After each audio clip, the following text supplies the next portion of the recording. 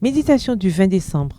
La résilience. D'ailleurs, quand vous souffririez pour la justice, heureux seriez-vous. Ne craignez pas ce que les hommes craignent et ne soyez pas troublés. 1 Pierre 3, le verset 14. Le mot résilience est décrit comme le fait d'endurer, de s'adapter, de se rétablir, de surmonter, de vaincre et de rebondir. L'Association américaine de psychologie l'a définit comme le processus de bonne adaptation à l'adversité, à un traumatisme, à une tragédie, à une menace ou même à des sources de stress importantes telles que des problèmes familiaux ou relationnels, des problèmes de santé graves ou des facteurs de stress professionnel ou financier. Il signifie rebondir comme une balle ou un ressort après une expérience difficile. Un conférencier a souligné que les personnes qui avaient la foi en Dieu ont révélé avoir une plus grande capacité de résilience. Une étude de l'université d'Oxford affirme que ceux qui croient en Dieu sont capables de ressentir moins de douleurs physiques. Ils ont soumis des volontaires à des chocs électriques et ont scanné leur cerveau. Ceux qui pensaient au texte biblique ou à Dieu ressentaient moins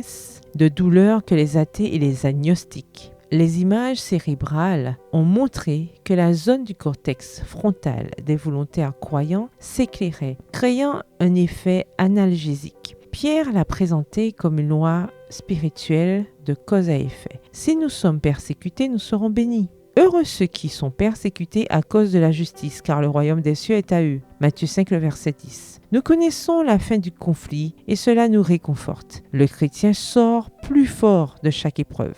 Les paroles de Pierre ont été prononcées à l'origine dans un contexte de souffrance, d'abus et de persécution des chrétiens, voir 1 Pierre 3, les versets 13 à 17. Ceux-ci étaient amenés devant des juges ou des magistrats païens pour donner une raison à leur foi. Pierre leur a conseillé de donner à Jésus la première place, d'être prêts à défendre leur foi, de ne pas avoir peur des persécuteurs et de maintenir la paix. Il ne s'agissait pas d'une paix en l'absence de conflit, mais d'une tranquillité d'esprit, en dépit de l'adversité. Aucune souffrance physique ou émotionnelle ne vient détruire cette paix, fruit d'une relation intime avec Jésus. Nous avons le privilège de marcher quotidiennement avec Jésus dans une relation reposante, intime et heureuse. Nous ne devons pas nous inquiéter si le chemin passe par des conflits et des souffrances. Nous pouvons jouir de la paix qui surpasse toute compréhension. Mais cela nous coûtera des batailles contre les puissances des ténèbres et de sévères combats contre l'égoïsme et le péché enraciné. Les victoires que nous remportons chaque jour grâce à des efforts